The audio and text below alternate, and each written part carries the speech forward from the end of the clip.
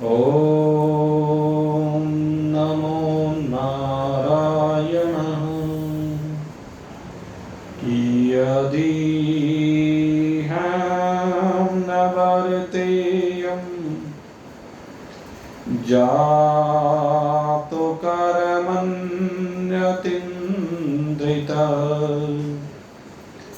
मम वर्तमानो वर्तन्ते मनुष्यः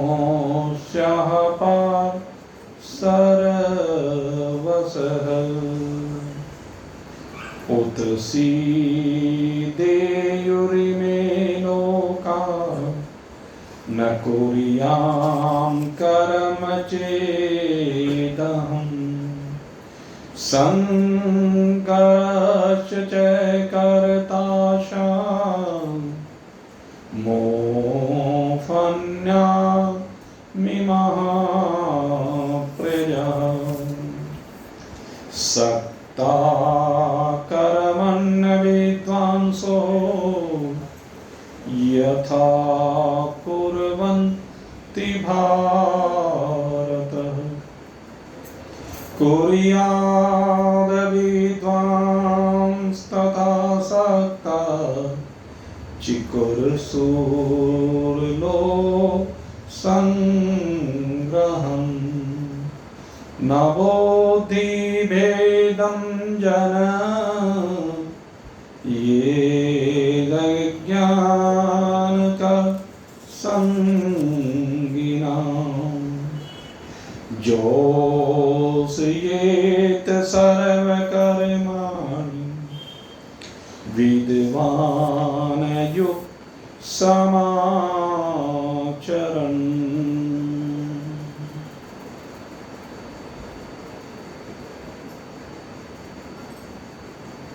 परमार्थ अर्थ पर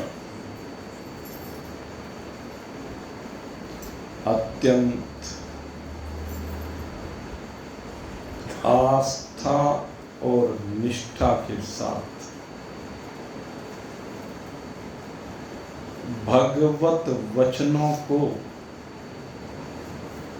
ग्रहण करके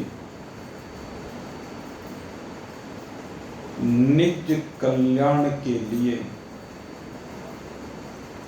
तत्पर जिज्ञासु वृत्त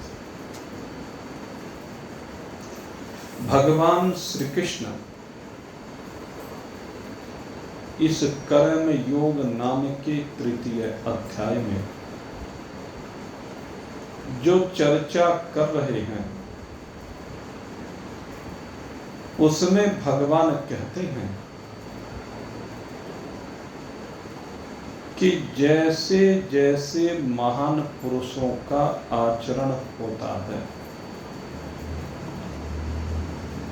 कहते वैसा वैसा आचरण ही उनका अनुगमन करने वाले भक्त किया करते हैं। महान पुरुषों का कहिए अथवा भगवान का कहिए, यहाँ पर अवतरित होने के बाद जो आचरण होता है वह आचरण ही अनुकरणीय होता है। जिस प्रकार से आप रेलगाड़ी को देखते हैं, रेलगाड़ी में एक रेल का इंजन होता है और साथ में अनेक डब्बे लगे हुए होते हैं।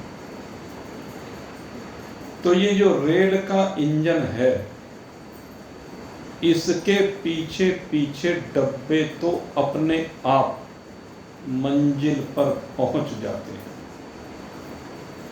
मंजिल पर तो इंजन लेकर के जाता है,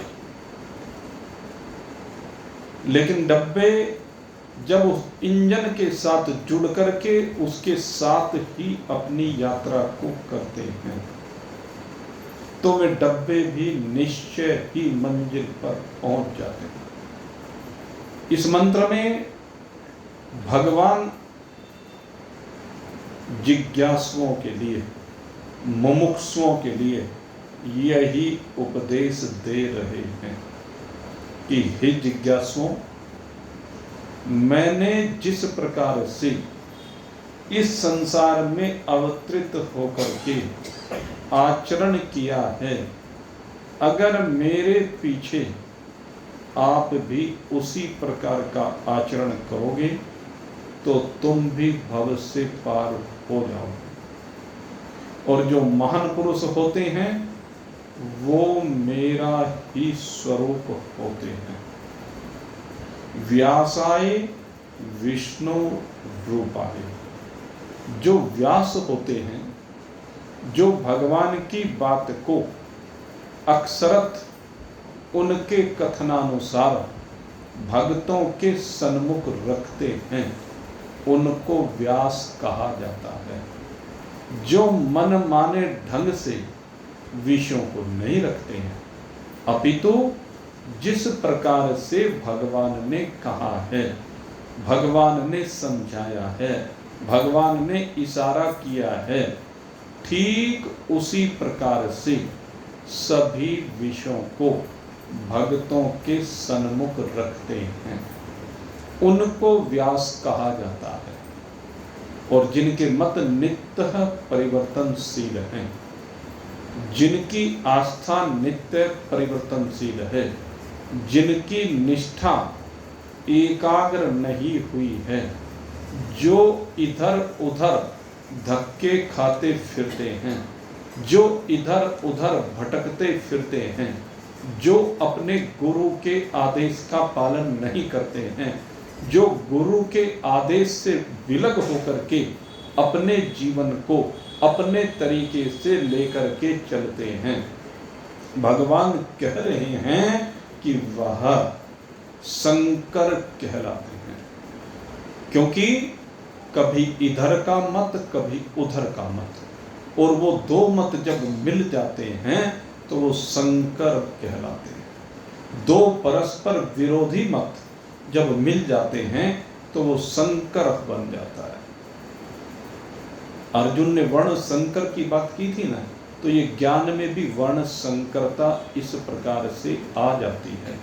और जो भक्तों को, मुमुक्षुओं को न इधर का छोड़ती हैं न उधर का छोड़ती हैं, जो सोचता है कि इधर जाकर भी लड्डू ले लूं, उधर जाकर भी लड्डू ले लूं, तो दोनों हाथ में लड्डू लेने के चक्कर में वो मार्ग से भटक जाता है। भगवान ने कहा स्वधर्मम निधनम श्रेयम, कहते अपने धर्म के अतिरिक्त चाहे दूसरे का धर्म अपने से बेहतर आचरण में आया हुआ भी क्यों ना हो, कहते वो पतन का कारण है। अपने धर्म में मर जाना श्रेयकर है, दूसरे का धर्म भयावह है। इसलिए अपने धर्म में वर्ण संकरता को मत आने दो। और जिन्होंने इस वर्ण संकरता को आने दिया है, वह भटक करके न इस लोक के रहे न उस लोक के रहे। इसलिए भगवान कहते हैं कि वो महान पुरुष जो मेरे मत का अनुकरण करते हैं और मेरे मत का अनुकरण करते हुए मेरे अनुसार अपने जीवन में आचरण को मुख्य रूप से सन्मुख रखते हुए भक्तों को उपदेश करते हैं, ऐसे महान पुरुष रेल के इंजन की भांति हैं। और रेल के इंजन की भांति ऐसे महान पुरुषों के साथ जो उनके भक्त जुड़ जाते हैं, चिपक जाते हैं, वो भी उस इंजन के साथ ही तर जाया करते हैं। इसलिए महान पुरुषों के वचनों में विश्वास होना चाहिए। जो महान पुरुषों के वचनों में विश्वास करेगा निश्चित रूप से तर जाएगा। यही नियम है। जीवन में जब किसी के विशुद्ध संत आ जाता है, विशुद्ध महान पुरुष आ जाता है, तो समझ लीजिए अब उसके कल्याण को कोई रोक नहीं सकता। राम कृपा कर चित वही जे, संत विशोद मिला ही ते। किनको मिलते हैं? विशुद्ध संत, जिनके ऊपर राम की कृपा हो जाती है। मैं थोड़ा सा एक दो शब्द बदल देता हूँ जिससे सीधे समझ में आ जाते हैं। हाँ? ये मत समझना कि रामचरितमानस के चौपाई में गड़बड़ कर दी, क्योंकि सीधी सीधी बात सीधे समझ में आती है। कई शब्द ऐसे होते हैं जो सीधे समझ में नहीं आते। तो जब जीवन में विशुद्ध संत का प्रवेश हो जाता है, और विशुद्ध संत कौन है? विशुद्ध संत वह है जो सर्वहितकारी है, जिसके समस्त कार्य समष्टिगत होते हैं, जिसके कार्य व्यष्टिगत नहीं, अर्थात अपने लिए नहीं, सबके हित के लिए होते हैं। अगर यदि कोई भक्त ऐसे महान पुरुष की शरण को प्राप्त होता है, और शरण को कब प्राप्त होता है? सामान्यतः आप देखेंगे कोई भी व्यक्ति किसी महान पुरुष की शरण में तब जाता है जब समस्याओं में घिरा हुआ हो, जब परिस्थितियां प्रतिकूल हो रही हों, जब घर में जीना दूभर हो रहा हो, समाज में रहना दूभर हो रहा हो, तो उस समय वो मकड़ी जिस प्रकार से अपने बनाए जाले में फंसी रहती है, बाहर निकलने का रास्ता सूझता नहीं है, उसी प्रकार से वो व्यक्ति फंसा रहता है। और जब भगवान की कृपा होती है, उसके मन में स्फुरना होती है, उसे प्रेरणा मिलती है, तो वो रोता हुआ महान पुरुष के पास जाता है, अपने ऊपर आई हुई आपत्ति को उसके सन्मुख रखता है।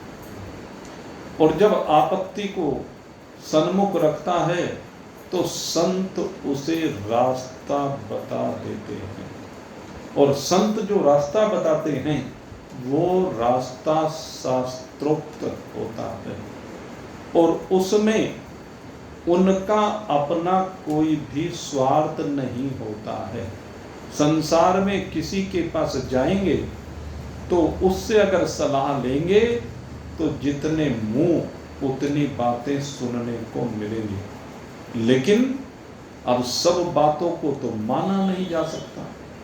परंतु जब महान पुरुष के पास जाएंगे, जो निरीक्षण है, जो आपसे कुछ भी नहीं चाहता है, ऐसे महान पुरुष के पास जब आप जाते हैं और वो कोई उपाय आपको बताता है और आप उस उपाय को कर लेते हैं, तो निश्चित मानिए आपका संकट उसी समय कटना शुरू हो गया, आपके पाप उसी समय कटने प्रारंभ हो जाते हैं, आपकी नैया भगवान उसी समय खेना शुरू कर देते हैं। यद्यपि लगता है कि पार होने में शायद कुछ समय लगेगा, लेकिन जिसकी नैया के खेवनहार स्वयं भगवान बन जाते हैं, क्योंकि वो महान पुरुष जो भगवान के वचनों का अनुसरण कर रहा है,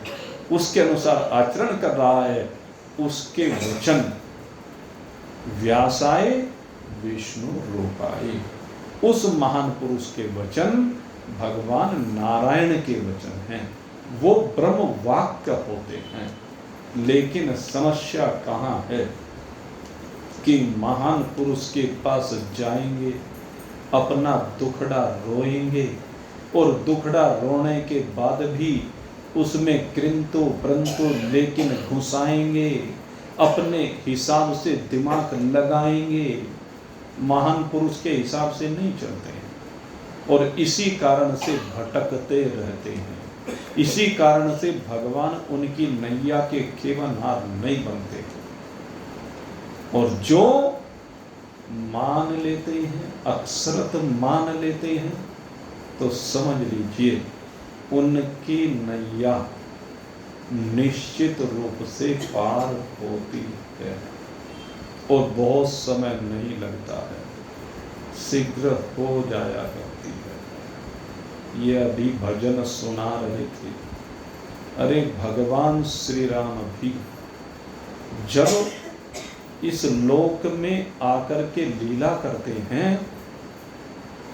तो वो भी जब किसी विपरीत परिस्थिति में गुरु के पास जाते हैं तो गुरुदेव उसको अहितकारी वचन कहते हैं। सुन राम वचन हितकारी, सुनहु राम वचन हितकारी।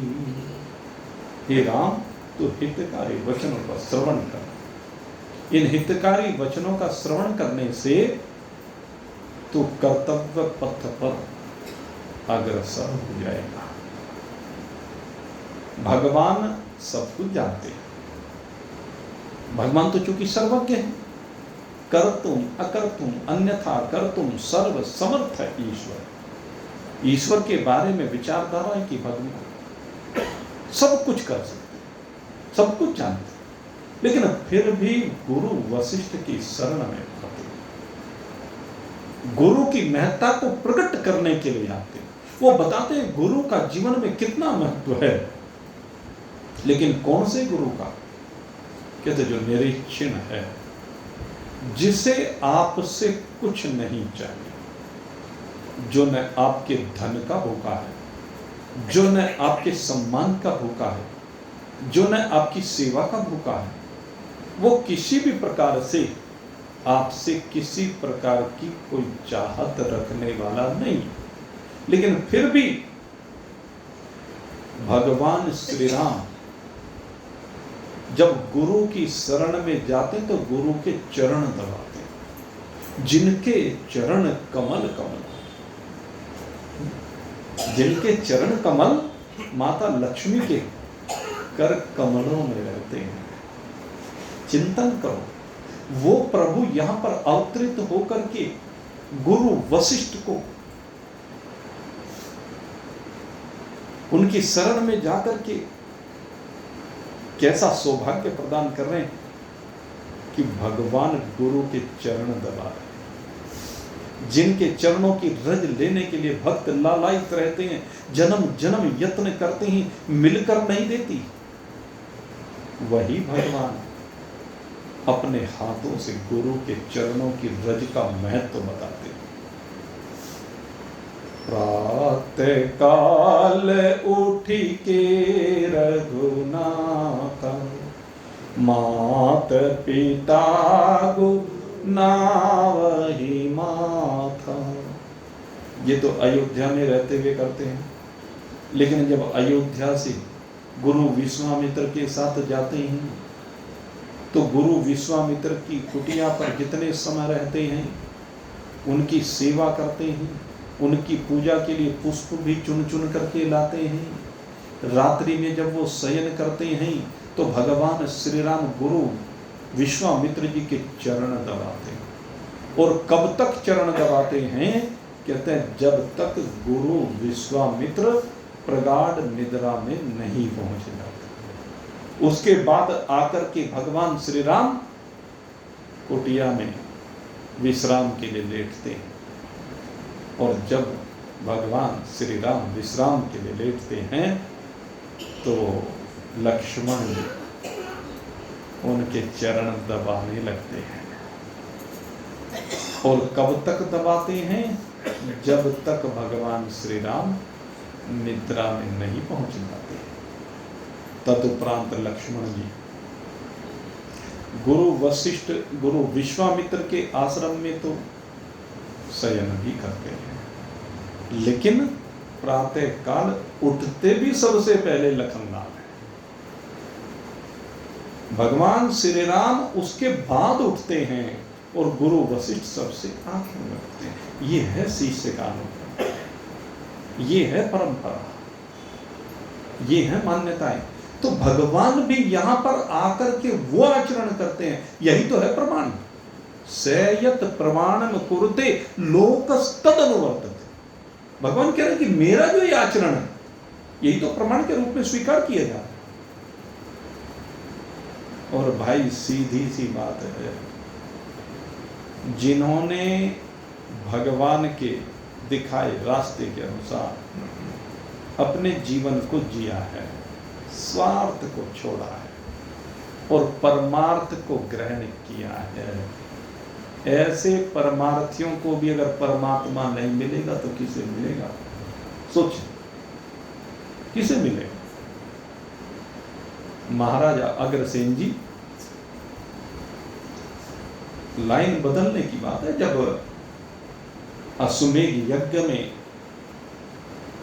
अश्व के बलि देने का समय आया, कहा महाराज बलि तो नहीं महाराज, हे गुरुदेव मैं बलि नहीं दे सकता। क्यों? कहते ये तो हिंसा होगी, एक जीव की हिंसा हो जाएगी। मैं एक पद को पाने के लिए एक जीव की हिंसा का निमित्त नहीं बन सकता। कहने लगे तुम्हें स्वर्ग नहीं मिलेगा, कहने लगे मुझे ऐसा स्वर्ग नहीं चाहिए।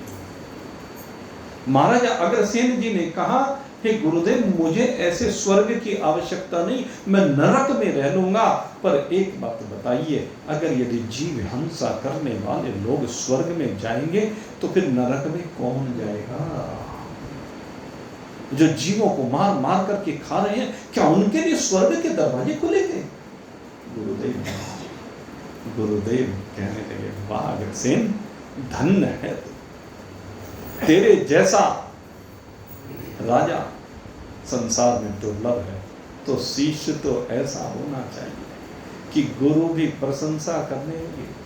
सबरी को देख लीजिए, ये सबर भील की बेटी, जिस समय इसका विवाह निश्चित हो गया, बारात के लिए तैयारियां शुरू हो गई, हलवाइयों को बुला लिया गया और बारातियों के स्वागत के लिए कई भैंसे बुलाए, उनके लिए उन भैंसों को काटा जाना था। सबरी कहने लगी थे ये क्या न्याय हो रहा है, ये कैसी प्रथा है?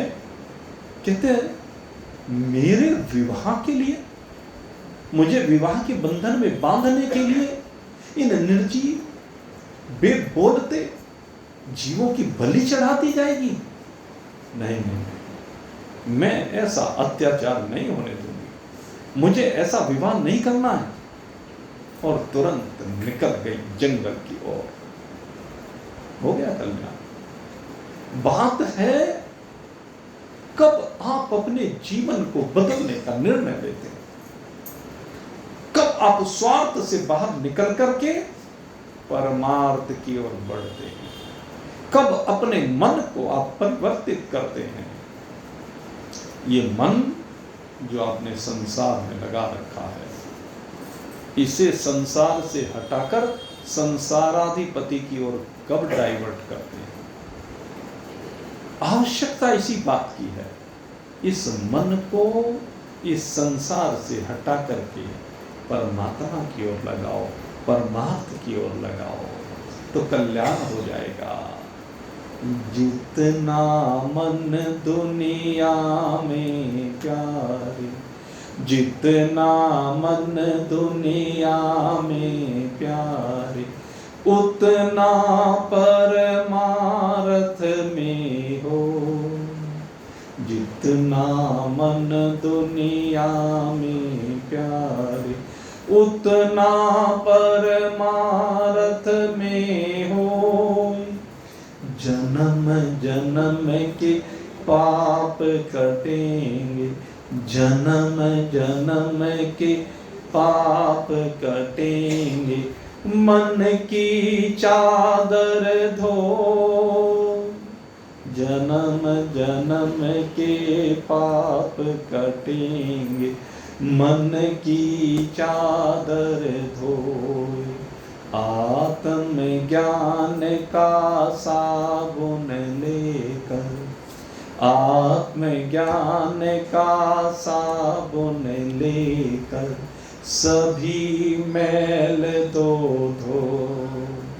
आत्मज्ञान का साबुन लेकर सभी मैल दो धो, जितना मन दुनिया में प्यारे उतना परमार्थ में हो। हमारे गुरुदेव कहते हैं अगर यदि जितना तुमने मन को संसार में लगा रखा, जितनी आसक्ति तुम्हारी संसार में हो रही है, अगर इतनी आसक्ति तुम्हारी परमात्मा से हो जाए तो कल्याण हो जाए। इसलिए कहते हैं महान पुरुषों की शरण में जाओ, और महान पुरुषों की शरण में जाकर उनसे आत्मज्ञान के साधन को प्राप्त करो। ये जो अपनी आत्मा का ज्ञान है, अभी तक हमने शरीर के ज्ञान को प्राप्त किया है, स्थूल शरीर का ज्ञान प्राप्त किया है, सूक्ष्म शरीर का ज्ञान प्राप्त किया है, कारण शरीर का ज्ञान प्राप्त किया है, इन शरीर के संबंधियों के ज्ञान प्राप्त किए हैं, और ये सब के सब ज्ञान नहीं अज्ञान है। ज्ञान तो सिर्फ एक ही है, और ज्ञान सब ज्ञानडी, और ज्ञान सब ज्ञानडी, आत्म ज्ञान सो सीधे का केवल आत्मज्ञान ही ज्ञान है, बाकी सब मेहमान है इस संसार में। आया राम गया राम, आया राम गया राम, आगमा पाइन वनित्र, ये जो भी कुछ है सारा आने जाने वाला धंधा है। किसी को भी देख लीजिए, जिससे भी आप प्रेम करते हो परमात्मा के अतिरिक्त, सबका सब आने वाला और जाने वाला है। अपने बड़ों को देख लीजिए, उन्होंने जिस जिस चीज से प्रेम किया वो रही क्या चीजें, वे लोग रहे क्या, सब चले गए। यही स्थिति हमारी होनी है, शरीर के साथ अगर जुड़े रहेंगे। लेकिन परमात्मा चिंतन करके देखो, जब से सृष्टि का निर्माण हुआ है, जब से जीवों ने जाना है कि एक शक्ति है परमात्मा, वो शक्ति कभी बदली क्या? वो तो ज्यों की तो रही सदा, न आने वाली है न जाने वाली है। उसी भगवान को आपके पिता ने पूजा, आपके बाबा ने पूजा, पड़बाबा ने पूजा, उनके पिता उनके पिता उनके पिता उनके पिता, अनंत श्रृंखला सब उसी भगवान को पूजते आए, और उसी भगवान को आगे की श्रृंखला में सब उसी को पूजेंगे, क्योंकि वो नित्य रहने वाला तत्व है। आत्मज्ञान का साधन लेकर के जब आप शरीर के भाव से बाहर निकलते हैं, पंचभूतों की सीमा से बाहर निकलते हैं, तीन गुणों के बंधन को तोड़ते हैं, तब आपको अपनी आत्मा का बोध होता है। क्योंकि हमारा आत्मा जो अनंत है, असीम है, अपार है, अगाध है, निर्गुण है, निराकार ही, अविनाशी है, चैतन्य है, सत्य है, जिस आत्मा का ही केवल अस्तित्व है, जिसकी चैतन्यता से सब कुछ चैतन्य हो रहा है, जो आनंद स्वरूप है, ऐसा सत्चित आनंद घन जो आपका स्वरूप है, वो पता तभी चलता है जब आत्मज्ञान के साबुन को लेकर के खूब रगड़ा लगाओगे, और ये रगड़ा लगाने के बाद तुम्हें अपना स्वरूप नजर आएगा, सारी गंदगी साफ हो जाएगी, मन के जितने मैल है सब धो जाएंगे, और उनके धोने पर आपको अपना वास्तविक स्वरूप दृष्टिगोचर होने लगेगा। इसलिए कहते हैं भाई, इस मन को संसार से हटाओ। संसार में लगा करके कुछ मिलने वाला नहीं है, संसार में लगा करके विनाशी मिलेगा, और परमात्मा में लगा करके अविनाशी मिलेगा। संसार में लगा करके मरना पड़ेगा, परमात्मा में लगा करके मृत्यु मुखार प्रमुच्यते, मृत्यु के मुख से बाहर निकल जाओगे, फिर मरना नहीं पड़ेगा, मरने जीने की सीमा से बाहर निकल जाओगे। संसार का जो सबसे बड़ा दुख कहा गया है मृत्यु, उसकी सीमा से बाहर निकल जाओगे, क्योंकि आपकी वास्तविकता अजर अमर, ऐसी वास्तविकता आपकी है। तो इस ओर बढ़ो और मन को लगाइए परमात्मा। जितना मन दुनिया में प्यारे, उतना परमार्थ में हो। जग की हानि थोड़ी सी में, जग की हानि थोड़ी सी में, हंसुआ ठार के रो, जग की हानि थोड़ी सी में, हंसुआ ठार के रो, उतनी हानि श्रवण की समझ, उतनी हानि श्रवण की समझ, डारे कष्ट भिगो, जितना मन दुनिया में प्यारे, उतना परमार्थ में हो। कहते संसार की थोड़ी सी हानि हो जाए, थोड़ा सा जो संसार इकट्ठा किया है उसमें से थोड़ा संसार निपट जाए, उसमें से थोड़ा सा संसार चला जाए, थोड़े से संसार का नुकसान हो जाए, आदमी रो रो के थकता नहीं, रोने लगता है। ये क्या हो गया, ये भगवान तूने क्या कर दिया, अरे ऐसा क्या था जो तू साथ में लेके आया, जो तू साथ में लेके आया वो तो कुछ गया नहीं, यहाँ आने पर जो मिला उसमें से कुछ चला गया। और भाई ये तो जाना ही है, जितना धन तूने इकट्ठा किया है वो सैसे करके सब चला गया, धीरे धीरे कुछ नहीं छूटेगा, सब चला जाने वाला है। जो भी धन इकट्ठा किया है, जितने संबंधी इकट्ठे किए ना वे भी सब छोड़ छोड़ के जा रहे हैं, सब चले जाएंगे, कोई रहने वाला नहीं है। जो भी कुछ तूने संग्रह किया वो सब छोड़ करके जाना ही पड़ेगा। इस बात को समझ लो, और इस बात को समझ करके कहते हैं ये जो है जो जग की हानि है, इसके बजाय चिंतन को दूसरी ओर लेकर के, चिंतन इस ओर लेकर के जा कि मैं यहाँ किस लिए आया हूँ, मेरा यहाँ आने का प्रयोजन क्या है। और महान पुरुषों के पास जाकर के अगर उस प्रयोजन को पूछेगा, उनकी सुनेगा। हानि असली ये है कि उनकी ना सुनना। सद्गुरु वैद बचन विश्वास, सद्गुरु वैद बचन विश्वास, संयम यह न विषय की आशा। कहते महान पुरुषों का जो वचन है वो वैद्य के वचन है। जैसे जब आपको बीमारी होती है, वैद्य के पास जाते हैं और वैद्य आपको पुड़िया में चाहे जहर बांध करके दे दे, आप विश्वास करके उस जहर को खा लेते हैं और वो जहर ही आपकी बीमारी को ठीक कर देता है। कई दवाइयाँ जहरीली भी दी जाती है। एक लोकोक्ति है कि जहर को जहर ही काटता है, और हमने तो भाई प्रत्यक्ष देखा है इस बात को कि जहर को जहर ने काटा है। तो मेरे मित्रों, ये औषधि हम एकदम ले लेते हैं। तो ठीक इसी प्रकार से अगर हम महान पुरुषों के प्रति श्रद्धावान हों और एक निष्ठ बने, सबसे बड़ी बात हमारे गुरुदेव कहा करते थे, एक निष्ठता जरूरी है। कहां पर एक निष्ठता? जहां पर निरीक्षणता हो, जहां पर लोकहित हो, उन महान पुरुषों के प्रति जो ब्रह्मवित्त भी हैं और ब्रह्मनिष्ठ भी हैं, उनके प्रति एक निष्ठता का होना जरूरी है, नहीं तो भटकाव समाप्त नहीं हो सकता। सद्गुरु वैद्य वचन विश्वास, उनके वचनों में विश्वास होना चाहिए। अगर कभी उनका वचन, उनका प्रवचन छोड़ना पड़ जाए तो बहुत रोए, भगवान तूने आज क्या किया। आज ये मुझे अपने गुरुदेव की वाणी सुनने को नहीं मिल रही है। न जाने आज कौन से रहस्य खुलने थे, न जाने मुझे कल्याण की राह पर आज कितना आगे बढ़ना था, लेकिन आज मैं उससे वंचित रह गया।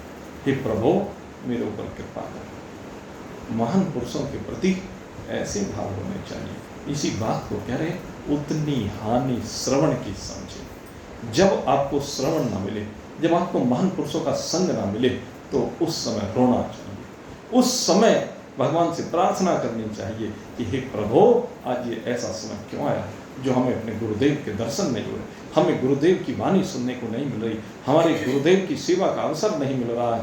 हे प्रभु हमारे ऊपर कृपा कीजिए। मेरे मित्रों, तभी आप परमार्थ की ओर बढ़ते चले जाएंगे। नहीं तो भाई संसार के प्राणियों को मत देखो। हम लोग संसार के प्राणियों की ओर देखते हैं, क्योंकि संसार में सब तरह के प्राणी हैं। एक प्राणी 100% बात को ग्रहण करने वाले, एक 50% ग्रहण करने वाले, एक 10% ग्रहण करने वाले, एक केवल छू कर के हाथ लगा के चले आने वाले, एक दूर दूर से प्रणाम करने वाले, और एक बिल्कुल नेग्लेक्ट कर देने वाले।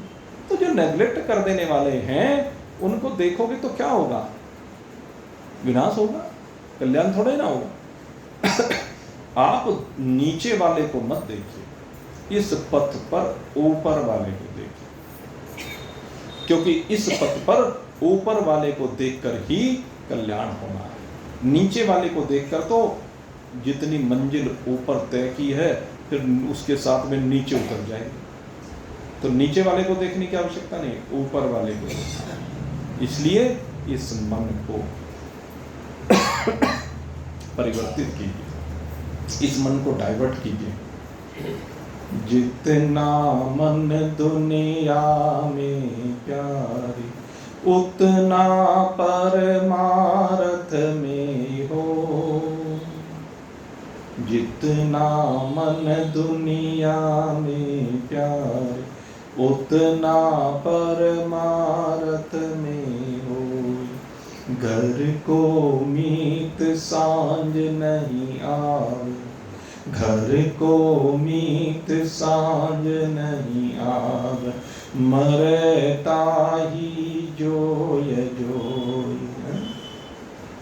जैसे सुबह काम पर निकल जाता है आदमी और शाम को आ जाता है, और किसी कारण से किसी दिन सांझ को ना आ पाए। अब तो साधन हो गए मोबाइल के भाई, पहले तो कोई साधन नहीं था, चिट्ठी पत्री भी नहीं भेज सकता था। किसी कारण, कुछ भी कारण बढ़ गया, 1 घंटा लेट हो गया, 2 घंटा लेट हो गया, रात आ गई, भोजन बना हुआ तैयार रखा है। अब पतिव्रता नारी कैसे प्रतीक्षा कर रही है, कैसे परेशान हो रही है, आया नहीं आया नहीं आया नहीं। अब पता नहीं क्या कारण बढ़ गया, बरसात आ गई तो किसी के यहाँ रुक गया, नाव नहीं लगी, बीच में नदी पड़ती है तो इसलिए रुकना पड़ गया, लेकिन वो रो रो करके परेशान हो रही है। तो कहते हैं जैसे अपने पतिदेव के लिए पतिव्रता नारी रोती है, घर को मीत सांझ नहीं आवे, मरता ही जोय जो। सच्चा मीत आत्म स्वरूप है, सच्चा मीत आत्म स्वरूप है, तामे प्रीत न सोई। अरे सच्चा जो मीत है, सच्चा जो प्रियतम है, वो तो आपका अपना आत्मा है। कहते हैं जैसी प्रीति उस मिट्टी के पति में कर रहे हो, ऐसी प्रीति अगर इस आत्मा में हो जाए तो कल्याण ही ना हो जाए। यही वास्तविक स्वरूप तेरा, यही वास्तविक मंजिल है तेरी, यही तुझे जन्म मरण के चक्र से बाहर निकालने वाला है। इसलिए अपने मन को इसमें लगा, संसार से मन को हटा। जितना मन दुनिया में प्यारे, उतना परमार्थ में हो। पैसा एक गंवाए प्राणी, पैसा एक गंवाए प्राणी, पछतावा मन ढोई।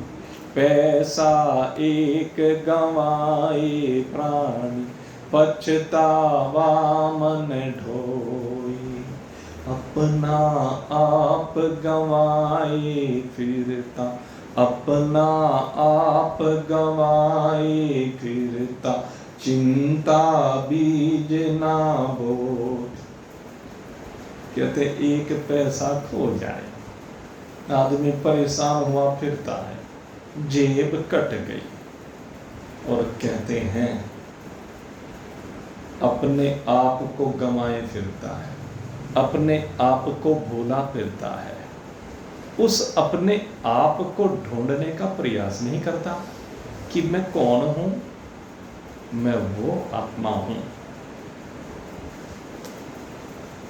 जिससे इन सबको अस्तित्व मिल रहा है, जिसमें तेरी प्रीति है, जिसके लिए तो रोता फिरता है, जिसकी हानि पर तो पता नहीं कितना रोता है, जिसके बिछड़ने पर, जिसको खर्च करने पर कितना पछताता है। ये पैसे में जो है ना, हमारा ऐसा मोह हो गया है, ये पैसा छूट के नहीं देता हाथ से। कोई कोई बिरला होता है जो जीदारी के साथ इस पैसे को परमार्थ में लगाता है, जो आगे बढ़ करके इस पैसे को परमार्थ में लगाता है। ऐसा कोई कोई प्राणी होता है, और जब ऐसा होता है ना, उसका फिर धन के प्रति आकर्षण समाप्त हो जाता है, उसका लालच समाप्त हो जाता है। नहीं तो जोड़ जोड़ के मर जाएगा, जोड़ जोड़ मर जाएंगे, चौखुंटी और चो माल जमाई खाएंगे, सुसरे की जय बो। परमार्थ में एक पैसा लगा के नहीं देगा, परमार्थ में एक पैसा खर्च करके नहीं देगा, है? लेकिन बेटे की शादी करनी हो खूब उड़ाएगा।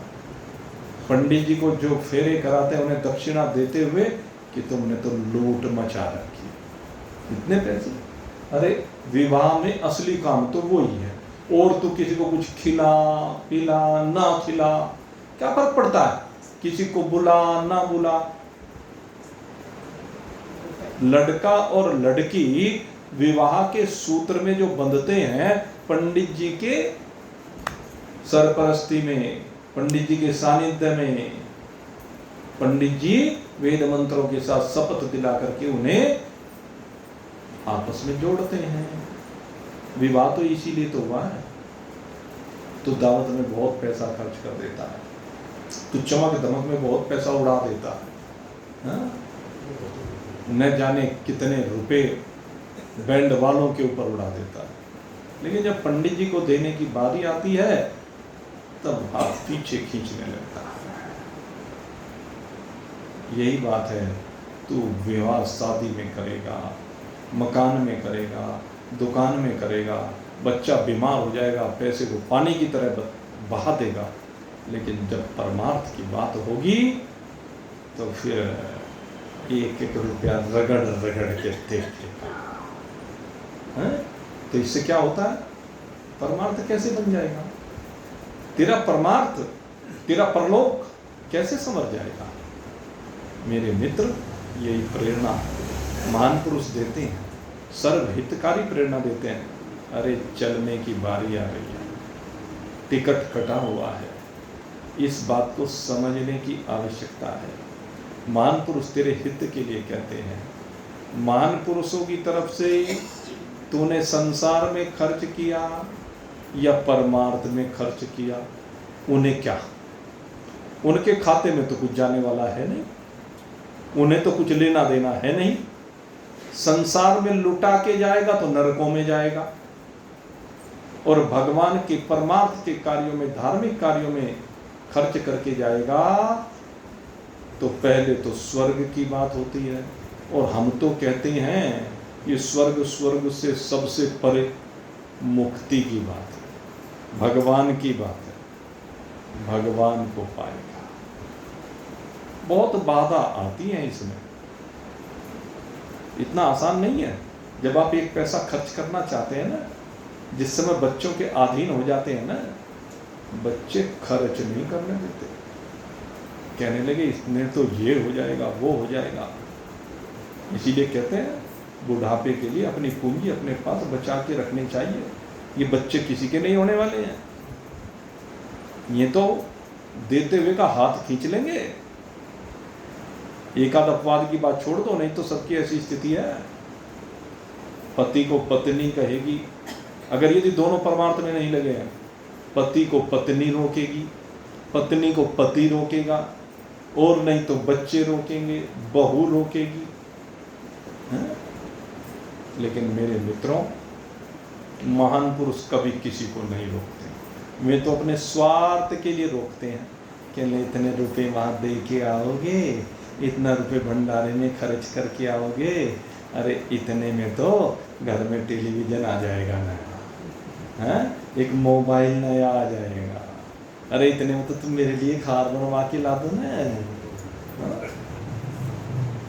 तो इस तरह के भाव हुआ करते हैं घर के, लेकिन महान पुरुष इन भावों से बाहर निकालते हैं, लोभ लालच की सीमा से बाहर निकालते हैं और सही राह दिखाते हैं कि जब तू यहाँ आया है तो तुझे अपने कल्याण के लिए आगे बढ़ना चाहिए, और तेरा कल्याण इसी में है कि तू महान पुरुषों के निर्देशानुसार, महान पुरुषों की आज्ञा के अनुसार, महान पुरुषों के वचनों के अनुसार उनका अनुगमन करते हुए आगे बढ़। भगवान अर्जुन को यही बात समझा रहे हैं कि हे अर्जुन, तीनों लोकों में मेरे लिए करने के लिए कुछ भी नहीं है, लेकिन फिर भी तू देख, मैं यहाँ पर अवतरित होता हूँ और अवतरित होने के बाद मैं सावधानी पूर्वक कर्म करता हूँ। कहने ये सावधानी तो है कि आज इस महाभारत के युद्ध में, इस विषम परिस्थिति में मैं तेरा सारथी बना हुआ।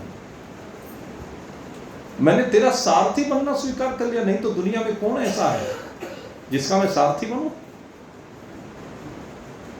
तुझे रथी बना दिया है मैंने, तू रथी बना बैठा है, मैं सारथी बना बैठा हूं, और सारथी बनकर के जो मेरा धर्म है उसका निर्वहन करना, क्योंकि सारथी का दायित्व सबसे महत्वपूर्ण होता है। रथी को विनाश से अगर बचाना है तो ये कार्य सारथी को करना होता है। भगवान इसीलिए कहते हैं कि मैं बुद्धि रूपी सारथी हूँ, तेरे अंदर, तेरी बुद्धि के अंदर बैठा हूँ।